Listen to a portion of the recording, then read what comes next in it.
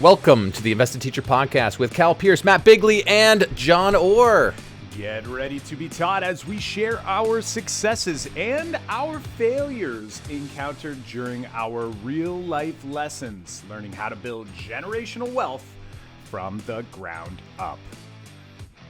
Welcome, invested students, to another episode of the Invested Teacher Podcast. On today's episode, we've got a really interesting topic. We are going to talk about what I would call an essential skill, but one that is often perceived as a bad word, one that's often overlooked, one that's often misunderstood, and yet one that we use every single day. And we would argue, should be something we are focusing in on getting better at, teaching actively to our students, and something that can literally change our lives. And that is selling. Yes, absolutely. We are actually fascinated with how many ways that we felt that how we've gotten to where we are now and where we're going has really been hinging on the skills, the art of selling. And in a lot of ways, I think we were doing it without even realizing or recognizing it. And what got us down this rabbit hole was actually Alex Hormozi. I think we've used his name a number of times on this podcast, has really opened our eyes and actually been very explicit and helped us to understand how important selling is. So for us, it's almost like he made it a good word instead of a bad word, like you were just saying, Matt. He's saying it straight up, super explicit, that everyone needs to learn how to sell if you want to be successful. And as we've learned more and more, reading Alex's books and listening to his podcast and reading all the books that he's recommended, we start to recognize that, oh my gosh, there's been a lot of situations in our own lives where the skills of selling have actually been super helpful. And the one that pops into my mind about, and then I'm going to let John riff on this a little bit, is just our idea that all three of us are teachers. We loved teaching.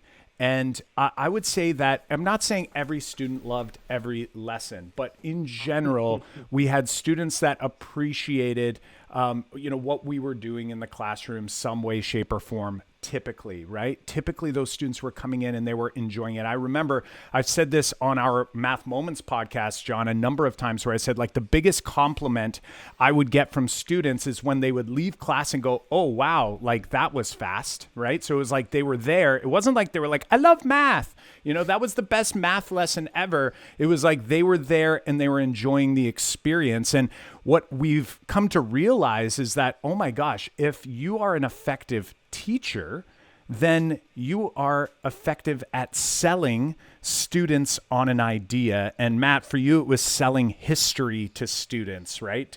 Making it entertaining, making it engaging. For us, it was selling mathematics. And, if you think about that, it's like you are standing there as the salesperson in front of a group of 30 potential clients, right? So anyone who is in sales who's listening, right? Imagine you're like, I have to sell to a group of 30 people who want nothing to do with what you want to sell. It's like, it's worse than being a door-to-door vacuum salesman, right? Like you're there and I'm like, I've got formulas that I want to sell to you. I want to give this to you. And students are like, I don't want anything to do with that. And yet, if you are able to get them to go, oh, that's valuable, or, oh, I could use this, or, oh, I never realized how awesome this could be, then think of all those boxes that you've checked off. And if you put in there and you say real estate, insurance, mortgages, vacuums, whatever, knives, whatever it is that you're selling, when that person at the end of the experience goes, oh, wow, when you came in, I didn't want blank. And now when you're leaving, it's like, I see the value of blank and I'm willing to pay the price that you said it was worth. I love how you like threw in vacuums. It's Yeah, like you that's a imagine hard one. I'm a seller. That's that kind of connotation that comes to mind. It's like when you mention sales, right? You immediately think the door-to-door vacuum salesperson. Yep. And Kyle had to. I just that's why I was giggling over here. It was like you totally just tossed that in there, like it was coming to mind. Like you just When you couldn't see help a guy yourself. walking up the driveway with a vacuum, Yeah. everyone's Yeah. like locking the door, right? They're like, I do not want that. Or you're like, I know he's going to convince me that vacuum's amazing. Well, I like that you brought up that teachers are inherently salespeople, and I think when you are a teacher, you're like, no way, my classroom is not like I'm not pitching, to sell. I'm providing, these valuable educational lessons, and I think you're absolutely right, Kyle, because you could, the way I taught for math for a long time was to, focus on the mathematics and just inherently think that the mathematics is going to win students over to want to do more mathematics. And I was wrong, right? Like you had students saying like, why is this important? Like I hate math. It's the worst subject of all time. And when we started to realize and pivot our lessons to follow a very specific script, which we ended up calling the curiosity pathway, which essentially opens a story loop. And I'm borrowing that phrase from Donald Miller's Story Brand Framework.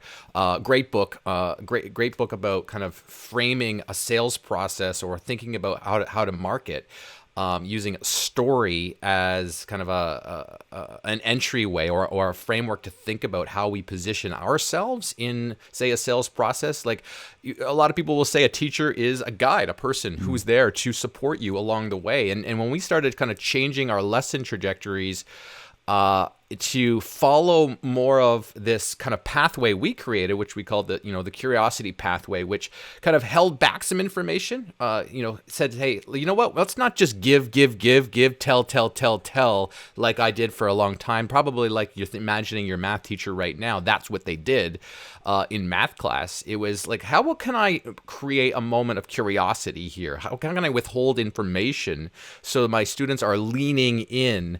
And what we're doing, what Donald Miller would say, that what we're doing is creating a story loop. We're opening this gap of knowledge that immediately all of us inherently want to close. When you create a gap of knowledge, this is why I say your Netflix cliffhangers work great, right? Like you get to the end of the episode, they've left a gap of knowledge for you to like, I don't know the answer to this. I want to know the answer. I have to close that gap. I click play on the next episode. Like we crafted our lessons like that to kind of go, what can we create? How can we create a moment of curiosity so that students step into this story? And then we position ourselves as a guide along that story and then continually go, where are you on the story? How can I help? Where are you on the story? How can I help? And that's exactly that process that we also came to realize through Alex Hormozy's work, like you said, Kyle, on how to sell and how to actually position yourself as a salesperson. And it's not so selly the way the vacuum person is selling it. It's thinking about, here's the problem. And Donald Miller would call this the villain, right? Like, here's the villain. Math was the villain, like how can I help make this, easier to swallow? How can I make this more curious? Like that was like, where's the villain here? And how can I position what I need to kind of help you with, or how can I help solve that villain's problem using, say, my product or my guidance or any sort of thing that I'm bringing along as a benefit first to really understanding where you're coming from. And I think that's the elements of sales that we're talking about here, is like really getting to the heart of where a person's coming from, what can we help them with, and then serving them along the way.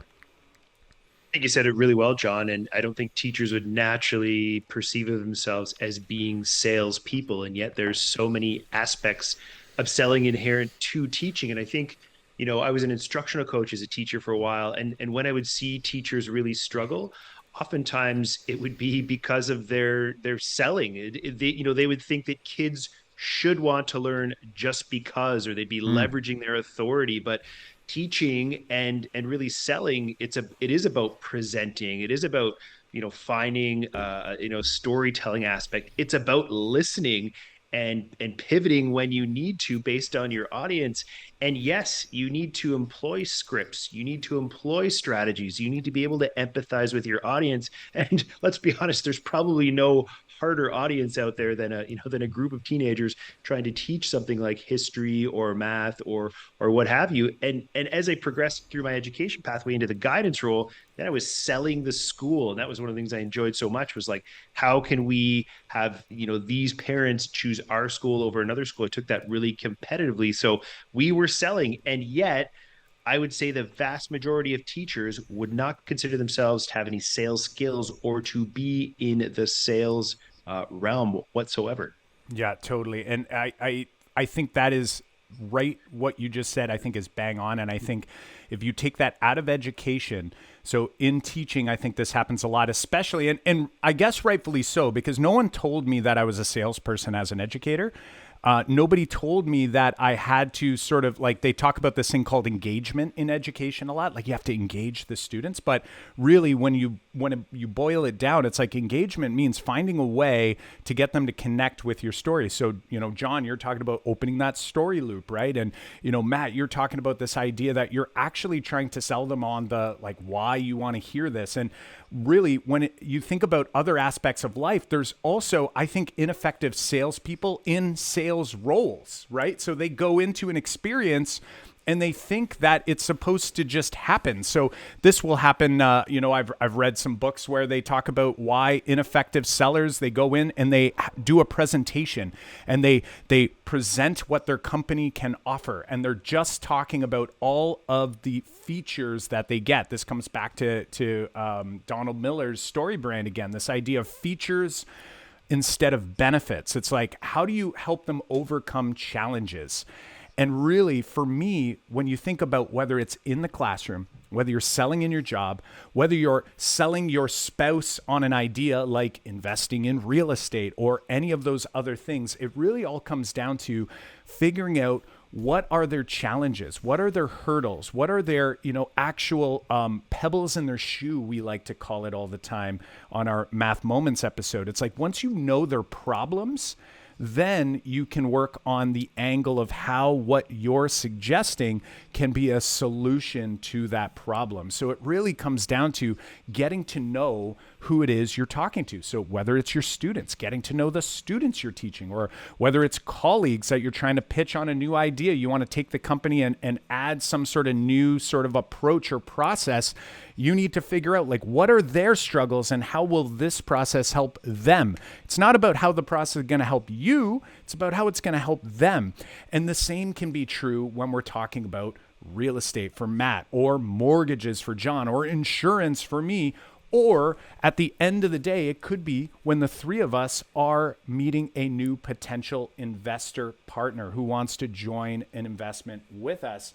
When we're chatting with them, it's all about them. We're asking them all the questions, because once we understand who they are, we can determine more quickly, of course, but then we can, divert what we're going to discuss towards those specific aspects that they want or need to hear. Whereas I think for a lot of people, and teachers included, this is the easy one. They come in with their lesson, or they come in with their sales presentation, or we come in with our investor pitch, and we aren't flexible enough to go, well, wait, this investor said this, this, and this.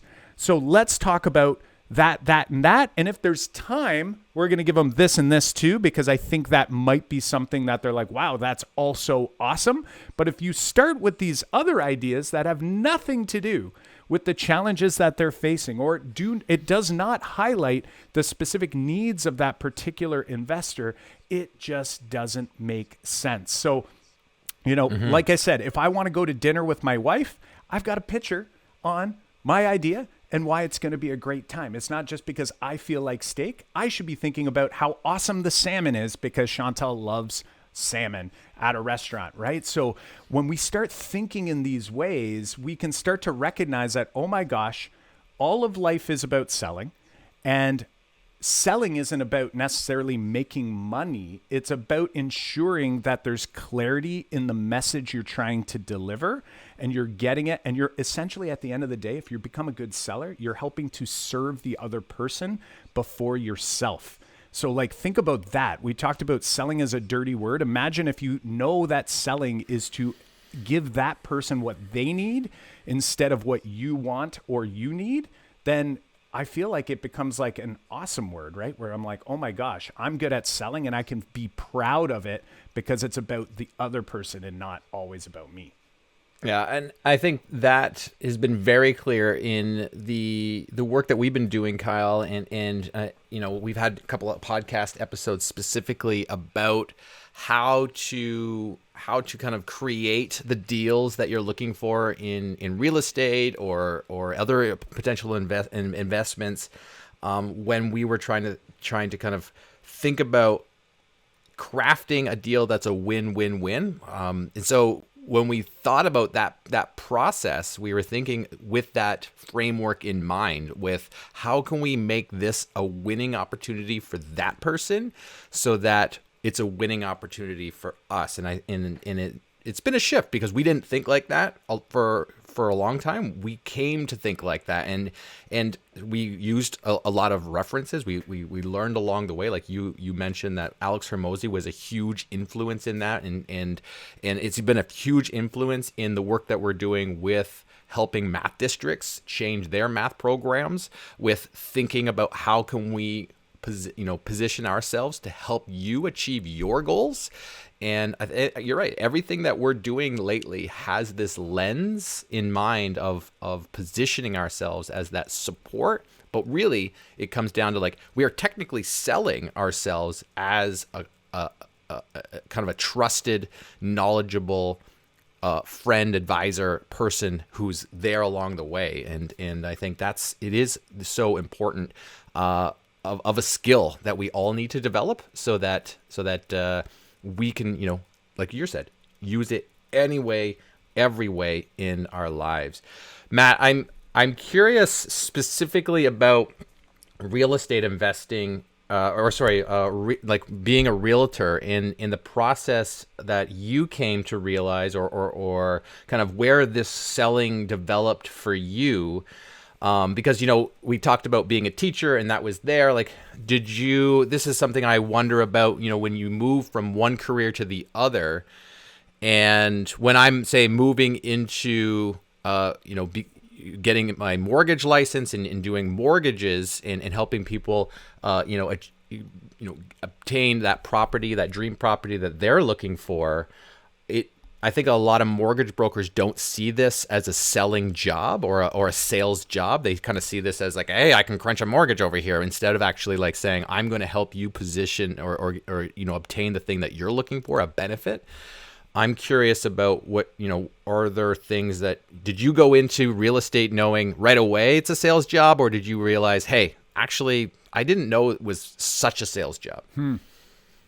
I've always approached real estate, John, as that of a helper, a guide, an advisor. And you see, even within the real estate world, a lot of realtors try to position themselves as not salespeople. So even as professional salespeople, realtors don't like to refer to themselves as salespeople. Again, it comes back to all those connotations of selling you something you don't want. But I think as a learner, I've really dove into learning about selling because it is a skill. And I think it's a skill that's becoming more and more scarce because people are becoming worse at talking to other people. Wow. We're at a day and an age now where it's like a lot of talking at you, very little listening, very little empathizing. And so even within real estate, I would hear this a lot from realtors. It's I talked to a realtor the other day. I was interviewing about being able to take over some of our overflow business, and she said to me, "I don't like to be told how to do things." And I was so shocked. I'm like, no, it's not that you are being told how to do something. It's that you're learning how to do something better. And that's where being a teacher has been such a great background to getting into a sales job, because I've been obsessed with learning almost early on, probably too much about the learning. One of the things Hermosi talks about over and over again, he says, you need to get the reps, you need to get the practice in. So when I think about jobs that I want my kids to have as they get to that age, like I want it to be something where they have to interact with people, selling or helping or guiding people through a decision, through a choice. When I was a kid, I worked in flooring stores. So I got to work retail all the way through high school and university. I had a lot of reps. And I think that's carried over really well into the teaching, where I really gravitated towards the presenting, the guiding, the coaching, the helping. And that's really translated well into real estate. And I think it's a problem in education. Like as a guidance counselor, in all my years of being a guidance counselor, I had one student tell me ever they wanted to go into sales. One student. And so I think that we don't recognize sales as a valid pathway. And listen, I left education to go into sales, and I've quintupled my teaching income as a result of doing that. So why then, as a system, as an education system, as a society, have we turned sales into something that seems like it's not a valid pathway for kids? And that as educators, or even as people within sales related industries, we don't want to be referred to as sales people. Oh my gosh. You've hit so many points there that, just kind of made me think, and it's totally shifted where I wanted to go next, because I do want to make a comment on that. Like this idea of selling, it's interesting because you said something at the end that I think is really important. I want to put a big exclamation point after. Is like you quintupled your teacher salary, but it wasn't because you just decided to be a realtor. So that this is like the asterisk after that. It's like because you put in the reps, you thought so deeply about the process. You thought so deeply about how you're going to do it. You thought so deeply, like when, let's say you didn't get the listing, why didn't you get the listing? I think it's easy for someone to just blame and say, well, that person, doesn't know how awesome I am. And it's like, no, I didn't show them how awesome I was. I thought I did, but I did, right? So it's all of these pieces. And I think that comes down to maybe why so many people out there don't promote this sort of approach to like career money making, is that it isn't certain, right? Like if you don't figure it out, if you don't do the 10,000, I'm going to argue, like Matt, you've got way more than 10,000 hours in the world of selling through your education, through your, flooring, selling flooring, and now in real estate.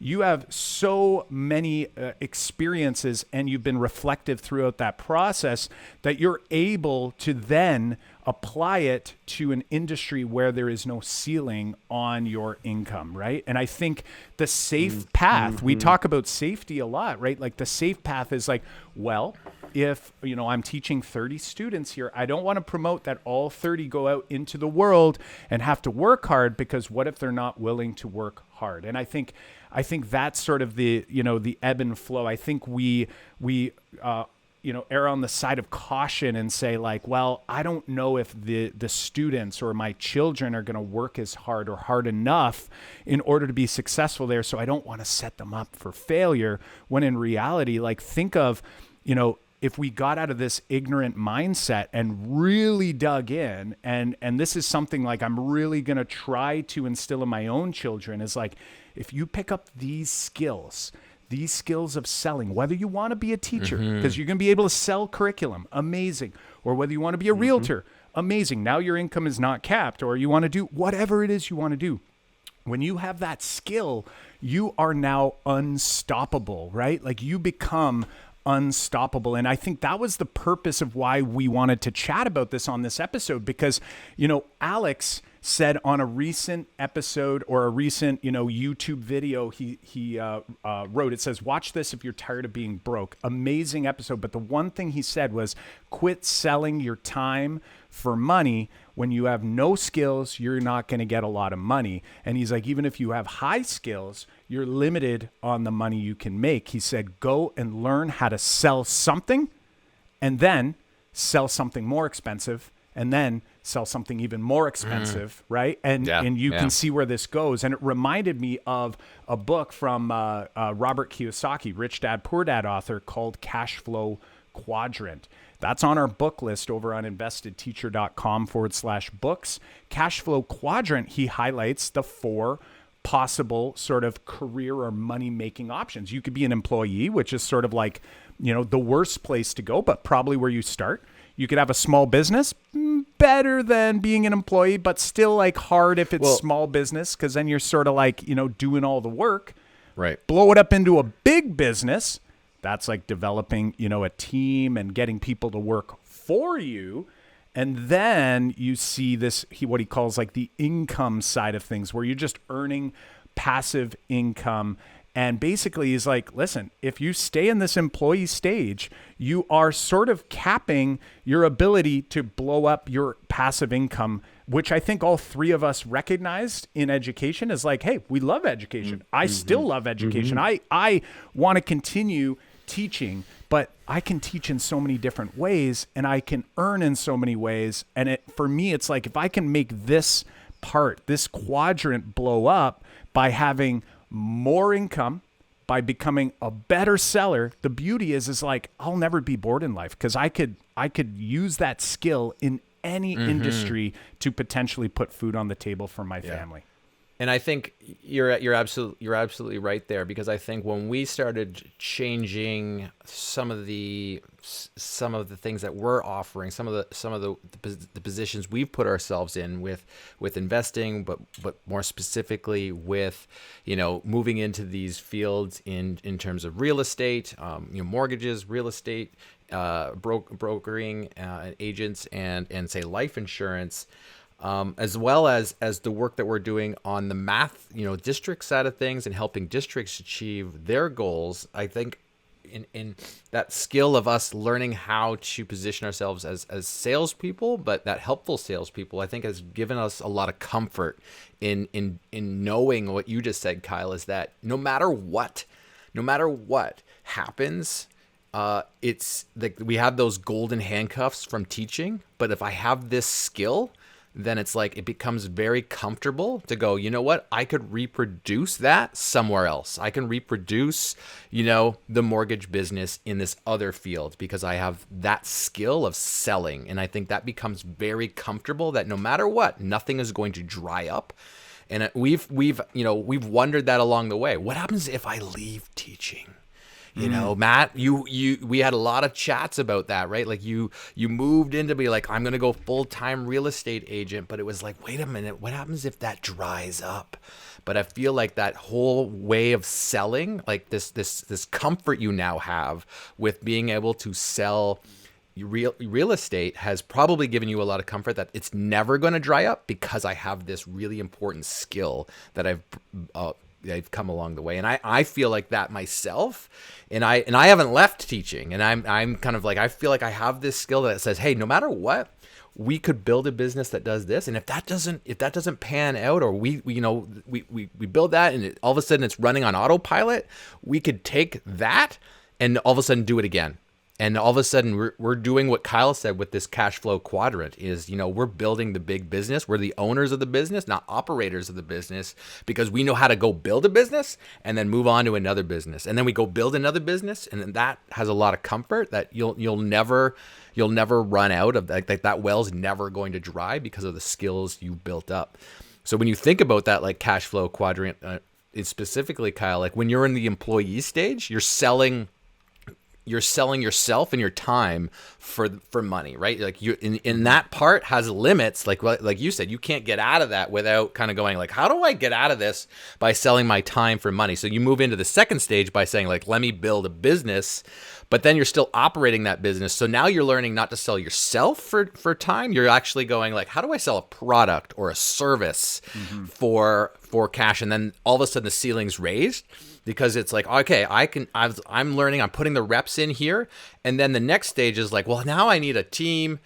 How do I sell to get an employee to come on here and like do this for me? And how do I like position myself as the guide to kind of formulate this team that's going to do this work? And like that's a whole different version of selling, say, the product or service. Now you're selling like, hey, how can I support this team to do the work, and what kind of motivations are going to go into helping my employees become the best employees or the best versions of themselves. That's what's needed at that stage, right? And then when you're like, I'm going to move off of that, I'm going to be an investor, it's like, how do I sell to make, you know, that business go off and be autopilot, but then how do I sell the things that are needed to like invest over here or make these deals? And so there is that progression, but every one of those stages does involve your ability to become an expert salesperson. Love it. John, you something you said like literally gave me goosebumps. You know, when you went back to, and we had ad nauseum conversations when I was considering leaving teaching, and one of the big themes that always came up was the sense of safety, the golden handcuffs, as we've called it in other episodes. Selling has given me a greater sense of confidence that you could pluck me up from where I am and put me anywhere on this planet, and I could restart confidently. It has given me a greater sense of safety, a greater sense of abundance than all of my years of education, than my university degree, than my teaching diploma, and then my 17 years of teaching. Knowing how to sell has given me that level of confidence that I could restart anywhere at any point in life and I could make it again. And as Hormozi talks about so much in his podcast, this now has become about approaching life as a game. And by game, I don't mean not taking it seriously, but sales and real estate has become the vehicle through which to play this game. And it's become a whole lot more interesting and a whole lot more fun and a whole lot more exciting to approach life this way. So I really love that you talked about that and said that. And I think that's my big takeaway here is that sales is so much more than what our preconceptions are about it or our misconceptions are about it. It's inherent in everything we do, although we may not necessarily recognize it. And in learning to sell, you literally become a better version of yourself, as so many of the great books touch on. You know, How to Win Friends and Influence People. That is ultimately a sales book because it helps you understand, empathize with others. And it's something you can continually get better and better and better at. And the teacher side of me loves that ongoing self-improvement. I love it. I love it. What popped into my mind as soon as you were talking about, like, if you were plucked out, you know, here and you were just placed somewhere, you see this all the time with, usually they're like influencers who say, you know, like what I would do if I only had a laptop and $100 and I had to start all over, right? It's usually people who are super, you know, ultra successful. I think Grant Cardone even was on, you know, like Discovery Channel doing like a whole thing where he got just like dropped in a community, like sort of his identity was hidden and all of these things, and he had nothing. And it was hard, but one of the things that I think, or why some of these people who are so successful feel like they would be okay, is because exactly what you guys are highlighting. That skill is so massive. And for those who are listening and know of Grant Cardone, we've talked and mentioned his name before. He's best known as, you know, being a huge real estate syndicator. That's like what he does now. But the reality is what did he do first? He was in selling. He was a salesperson, and he built a whole team, and he helped people learn how to sell. And what did he do? He earned the funds, and then he went into more passive means, just like the, you know, that quadrant, cash flow quadrant book would suggest. So, you know, for me, that again, that skill that you just highlighted, Matt, I think it's that skill alone that allows you to be dropped somewhere. And, you know, assuming you have food and water and shelter, that you could go into that situation and you can read and you could do your needs analysis. You do all of the things that people who are good salespeople, what they would do to try to figure out what are the challenges and how do I help them overcome them. And therefore, they're going to want to pay me to do it. So that is massive. I'm going to give one read here before I flip it back to John to take us home here. A book to consider, friends, is The 7 Primal Questions by Mike Foster. Matt, you said this idea of being safe. And one of the primal questions that Mike Foster highlights is this idea of, am I safe? People have a primal question. They can even have sub-questions as well. Mine is, am I secure? Knowing your own primal question can help you understand who you are and why you feel and do the things you do. But then more importantly, if you understand all of the questions, you can then try to figure out, who am I talking to and what are their primal questions, and how can I best serve and help them overcome those questions that they have. What an awesome read. I learned a lot about myself. I learned a lot about my spouse and my children through reading this book. I encourage that people check it out, and it'll help you in life and in building your skills in selling. I think my biggest takeaway, gentlemen, here is not only kind of realizing that you're going to be safe because you have built this skill, and it provides you that safety and knowing that you can go off and repeat if this happens again. And to bring it back to Alex as well, Alex Hormozy, like if you listen to his story, he was always confident because he was selling gym memberships and doing that, and then lost everything. And it was because of like bad deals and bad, who he was in business with. But then he's like, I built it all over again. Like he kept like he lost, I think, everything twice. And you can read that in his book. And he still rebuilt his, $1 billion,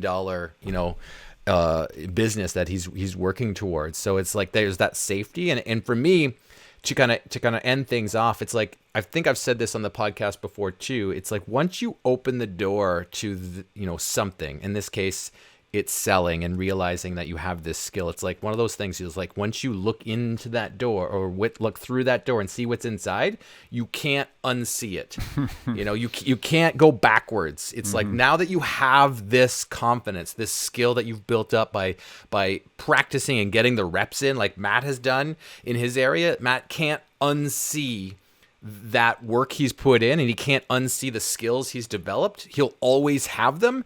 And then every time he looks at different scenarios, he looks at different, mediums, and he looks at different, potential deals, those reps are there with him and they can't go away. You can't unsee that scenario. You can't unsee the selling as a useful tool. And I think that's also what provides comfort on why it's important for us to continue learning how to become better salespeople. Thanks so much for listening with us today. We would love if you would leave us a 5-star rating and review. It helps us find more audience members and share what we are looking to, sell, I guess, to you, which is all these great ideas and opportunities we've so enjoyed sharing. Please share this podcast with your friends and family. Make sure to hit the subscribe button on all our social media platforms. We are at Invested Teacher on YouTube, Twitter, Instagram, Facebook, and TikTok. I love it. Friends, as always, links, resources, transcripts, and all the goodies can be found over on the investedteacher.com website.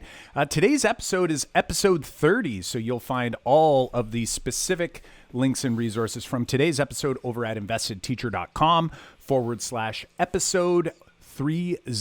That is investedteacher.com/episode 30.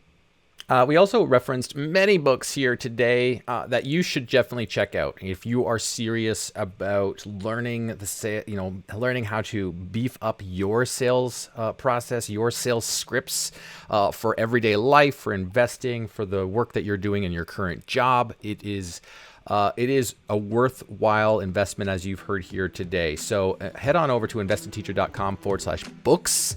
That's investedteacher.com/books, and grab our complete list of books that you should put on your Amazon cart, or maybe you are like us and listen to a lot of your books, and you can load them up in your Audible account.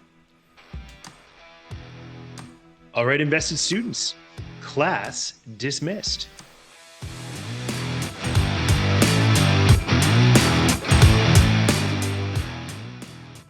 Hey friends, just a quick reminder that the content here is for informational purposes only. You should not construe any such information or other material as legal, tax, investment, financial, or selling advice.